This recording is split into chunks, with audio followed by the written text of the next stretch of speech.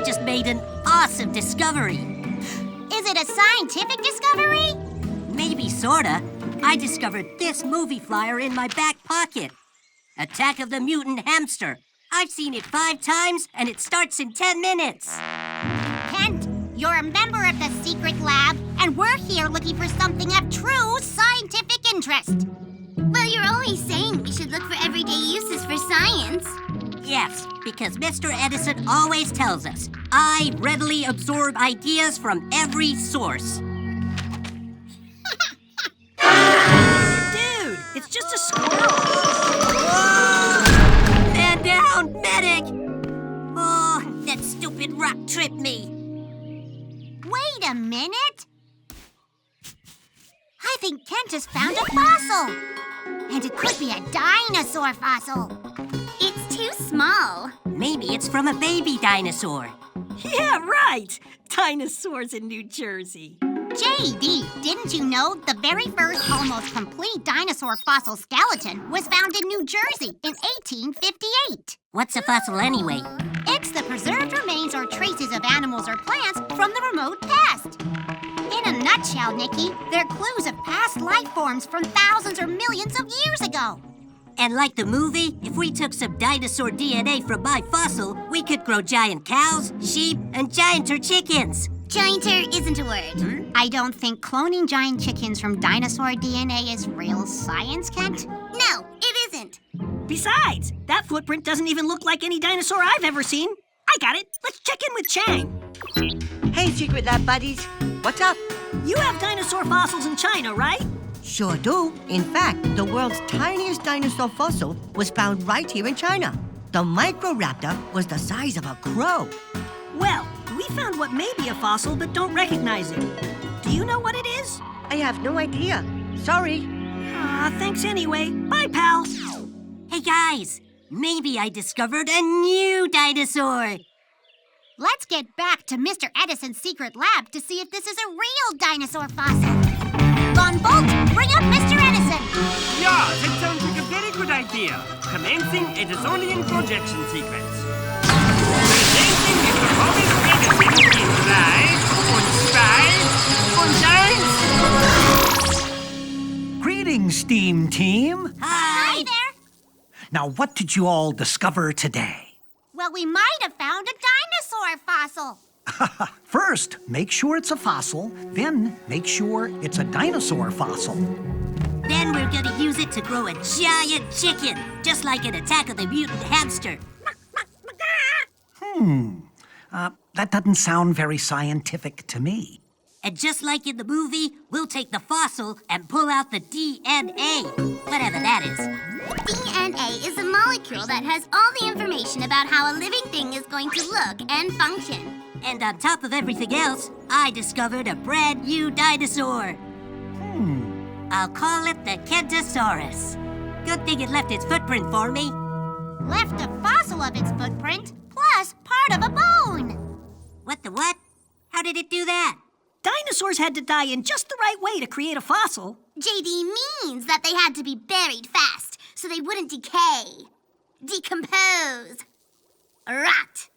Imagine if dinosaurs really talked. What did I say, Martha? Let's go to the mountains. It'll be fun. But of course, no. You said, let's go swim in Mud Lake. But you like to go swimming. We swimming? This is not swimming. This is drowning. Actually, we're not drowning yet. Technically, we're still sinking. Really? But very soon we are going to be drowning. And I have heard it is not very fun. Goodness, you complain a lot. We're going to die. I have a right to complain. Well, you don't hear me complaining. That's because you're Over a long, long time, the pieces of the dinosaur were squeezed and buried under layers of dirt and rock that piled up on top of it. How about we make our own homemade fossil? Or at least an impression like a fossil. Von Bolt, 1 cup of wet used coffee grounds, please. Yeah, of course, Mr. JD. Then we need a ½ cup of cold coffee. Wait a second. I didn't finish my morning cup. Please take it. Next, a cup of flour and ½ cup of salt. All these ingredients are kind of like the different minerals that are part of forming a fossil. And finally, we're gonna need 1 piece of waxed paper. Mix the ingredients together. Plop the dough pieces on the wax paper. Now all we need is something to make a fossil impression. Cool. How about this stuff? Perfect! Press your item into the dough, then lift it out, leaving an impression.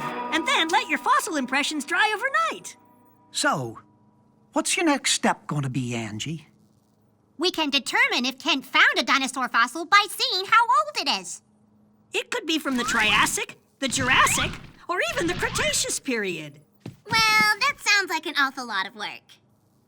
Opportunity is missed by most people because it's dressed in overalls and it looks like work. Mr. Edison's right. We can find out how old the fossil is by using carbon dating. I will bring the carbon dating machine immediately. Okay. Carbon dating is a kind of measurement. It's used to estimate how old something is. And that's because? Carbon is a chemical element. All living things, even dinosaurs, absorb carbon-14 while they're alive. But when they die, they stop absorbing carbon-14 and it fades away. By measuring the amount of carbon-14 that's left, in what's left of the dinosaur, we can estimate the amount of time it has been dead. In other words, how old it is. Exactly! Is that old enough? Carbon-14 dating only goes back 75,000 years, but my best guess is that it's a dinosaur fossil. Let's take a look at dinosaurs that have been discovered to see if I discovered a new one. Guys, this will take way too long to figure out. Nikki, our greatest weakness lies in giving up. Mr. Edison's right. The secret lab kids never give up. We've already done the first 2 scientific principles, measurement and testing. Next is observation. Let's observe dinosaurs in the virtual reality room. Yeah, we can match the fossil footprint and maybe even see my dinosaur. Click on the virtual reality window. It will make me giggle with pleasure, Miss Angie. Wait, if we see any dinosaurs, will they eat us? Kent, they're just virtual projections, not real. Besides, most dinosaurs were plant eaters anyway. Okay, I guess that makes me feel better. Next up, the prehistoric dinosaur. Yeah, double wow. Okay, let's go find our dinosaur. You mean my Kentosaurus? Nikki, the 3 things that are most essential to success are common sense, hard work, and stick-to-itiveness. Mr. Edison's right. What if Alexander Graham Bell had quit? We wouldn't have the telephone. Hello? What time are you coming home, Alex? I want you to bring bread, cheese, milk, asparagus spears, dragon fruit, bacon. And what if Madame Curie had quit? She wouldn't have discovered radium and X-rays. Beloved, please turn off that light. I am trying to sleep. What if Sir John Harrington had quit? What did he invent?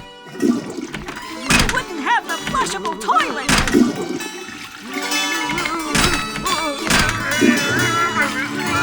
Okay, I get it. Let's keep looking. Look, tracks. Yay! Right there. Positive match, Kent. Yeah, just smaller. Let's go. My Kentosaurus went swimming. So, he must be amphibious, meaning he lives in and out of water. Go ahead, Kent. Dive in and find him. I totally would, but I don't want to get water up my nose. What's that? Guys, we got company. Is that my Kentosaurus? Nope, his foot doesn't match your fossil. That's a Dryptosaurus. He's an amazingly fast hunter. We need to get a DNA sample from him. Really, Kent? Still believing that science fiction movie? Look, that foot matches my fossil. Most certainly. You're right, it totally matches. Wow, the Kentosaurus is awesome. Sorry, Kent. You didn't discover a new dinosaur. That's a Dinosuchus. One of the largest prehistoric crocodiles that has ever lived. Let's get back to the lab. Guys, It was a virtual reality dinosaur. We weren't in any danger at all. In Attack of the Mutant Hamster, it looked so easy. The scientists just stirred up some dinosaur DNA and grew a giant rodent. Come on, dude. There's a big difference between science and science fiction. And all the best science fiction is based on real science. So, when it comes to science, always be sure to put in the hard work necessary to check all the facts.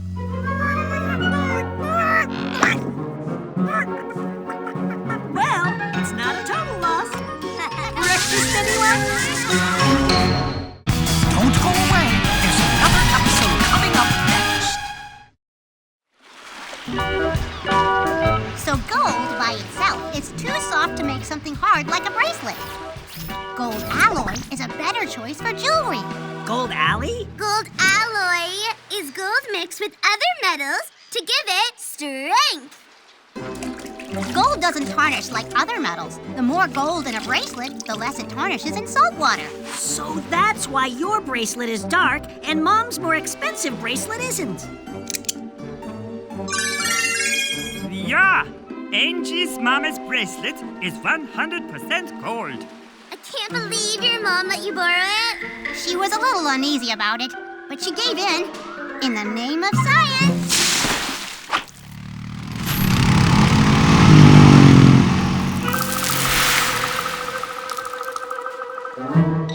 Whoa! And that, Miss Brainiac, was for not letting me copy your answers during yesterday's pop quiz. Yeah. Ugh, Skeezer, instead of always cheating, why don't you try studying? Study? Why? When I've got you sci-fi-entists to do the work for me. Just ignore him. We should be heading back to the lab anyway. Plus, I've got to return my mom's... Oh! Bracelet! Oh, I must have dropped it when Skeezer dumped the water on me. It's just gone. You are gonna be so grounded when Mom finds out you lost it. Oh, we'll never find it like this. Let's go back to the lab and figure something out. We need a plan, and fast. To have a great idea, have a lot of them. Right, brainstorm. Anybody? Move to a deserted island where nobody can find you? Hey, dogs have 220 million scent-sensitive cells and can sniff out whale poop in water over 1 mile away. If dogs can find whale poop, why not gold? Kent, there's no such thing as gold-sniffing dogs. Wait a minute. He may be onto something. Gold is a metal, and there are metal detectors. Like treasure hunters use. We need to approach this problem scientifically. First, research. On it.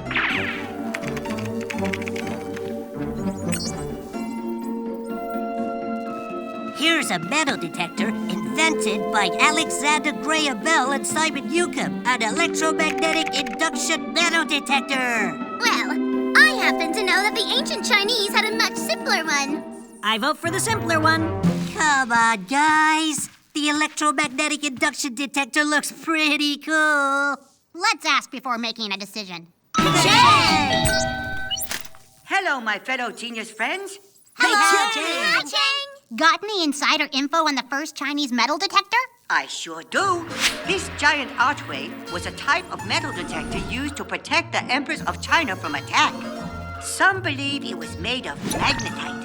Magnetite's composed of iron and iron oxide. When it's formed by volcanic heat and pressure, it becomes magnetized. Magnetic rock? Bingo! And remember, weapons back then were made of iron. And iron is attracted to anything magnetized. So this archway was like a giant horseshoe magnet? Cool. Thanks, Chang. We can't drag something that huge around the beach. Yeah, we need something portable, and we need it now, people. Then we're back on the electromagnetic induction metal detector? Von Bolt, the virtual reality window. Fast! Next stop, Alexander Graham Bell's lab. What? You want pepperoni on that? Mr. Bell is speaking into his greatest invention, the telephone. Yes, young lady. Invented when I was only 29 years old. Dude, we understand you also invented... The modern metal detector. I lost Mom's gold bracelet, and it's really old. We considered magnetite. Hold on there. Your mother's gold bracelet. Magnetic rock won't work on gold unless it's a gold alloy. Gold mixed with iron. And most jewelry doesn't contain iron. It would be too heavy. How do we find the bracelet if it doesn't have any iron in it? All metals are electrical conductors. That means you can magnetize gold with electricity.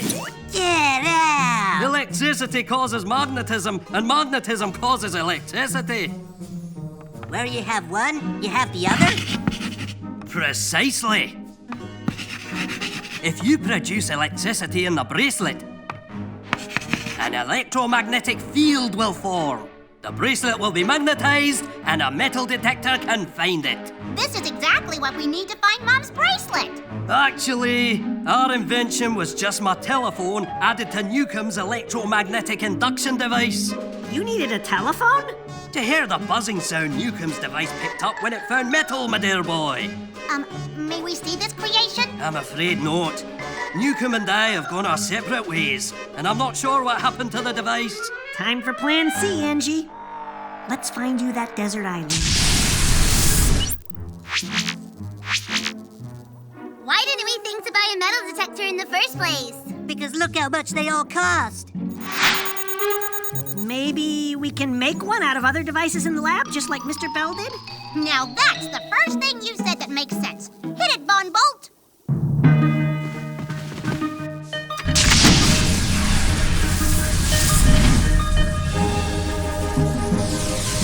So that's an electromagnet? Yeah! Only supersized!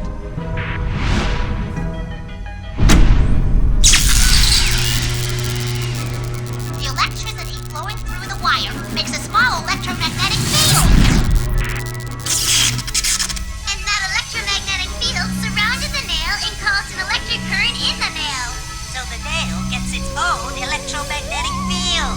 Right, Ant? The nail is a conductor. And the electricity turned it into a magnet. Anybody hear that buzzing? It started when the first electromagnetic field appeared. Maybe it's the buzzing sound Mr. Bell mentioned.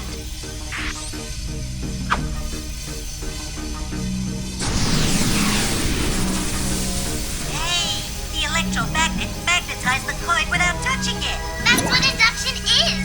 Changing something without actually touching it. You induce the change. Electromagnetic induction. Got it. That's how we'll know if we found Mom's bracelet. Two fields will combine into a larger field and the buzzing will get louder.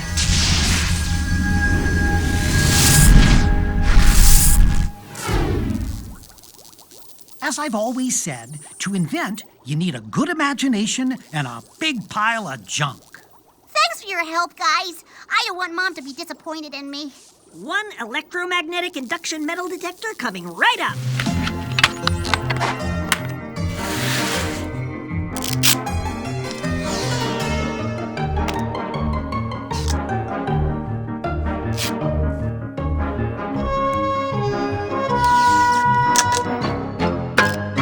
Just like Mr. Bell's metal detector, ours has two main parts, the calculator and this AM radio. The calculator has electricity inside and will act as our electromagnetic induction device. And the AM radio will pick up the buzzing sound so we can hear it. We'll tune the AM radio to static so we don't pick up any other radio stations.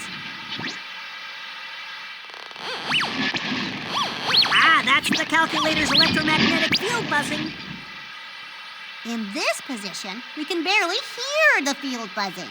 So, if the calculator's field gets any bigger, the radio will pick it up and we'll hear louder buzzing.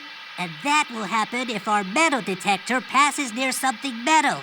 Hopefully your mom's bracelet. This ruler will brace the radio and calculator in position.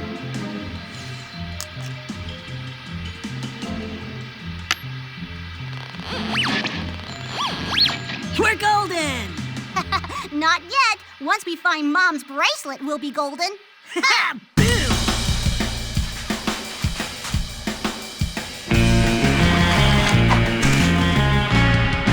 What's that piece of junk? It's a metal detector. Yeah, right. Looks more like something you made. Well, we are young scientists. Making things is something we do.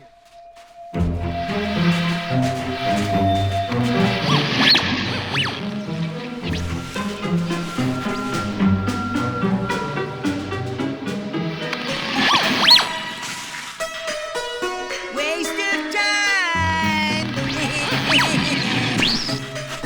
We found something! Two bracelets? Another one! Von Bolt, water, please.